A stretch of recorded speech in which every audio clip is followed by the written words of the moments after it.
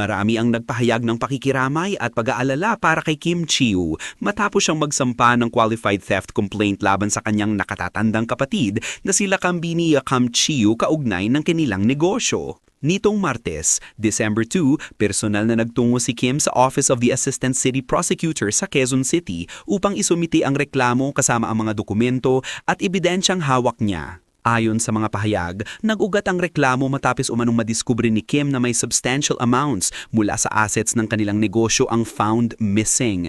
Isa sa legal counsels ni Kim ang nagkumpirma na sakop ng complaint ang current fiscal year. We are looking at 2025 but that's all we can share for now. Ani ng abogado na nagdagdag pang bahagi sila Kam ng management ng negosyo. Kasama ni Kim sa pagharap sa opisina ang kanyang kapatid na si Twinkle at kanyang brother-in-law na kapwa tahimik ngunit halatang sumusuporta sa aktres sa mabigat na sitwasyong kinahaharap nito. Sa isang saglit na panayam off-camera, sinabi ni Kim, sobrang bigat, bagay na mas lalo pang nagpaantig sa damdamin ng publiko.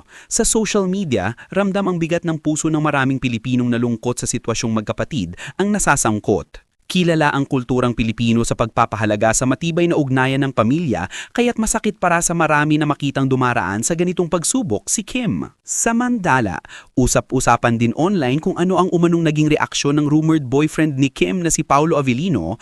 Ayon sa ilang fans, siguradong labis ang pag-aalala ni Paolo para kay Kim ngayong dumaraan ito sa mabigat na personal na pagsubok. May mga nagsasabi pang di umano ay daan-daang milyon ang nawalang halaga, kaya't hindi raw malayong naging emotional din si Paolo para kay Kim, lalo't kilala siyang tahimik ngunit protective kapag tungkol sa mga taong malapit sa kanya. Walang kumpirmasyon mula sa kampo ni Kim at Paolo tungkol dito, ngunit para sa fans, sapat na ang idea na hindi nag-iisa si Kim sa hirap na kinakaharap niya ngayon. Sa gitna ng kontrobersyang ito, ramdam ng lahat ang suporta, pagmamahal at paghanga sa tibay ni Kim Chiu bilang tao, artista at negosyante, at ang pag-asang mas magiging matatag pa siya sa mga susunod na araw.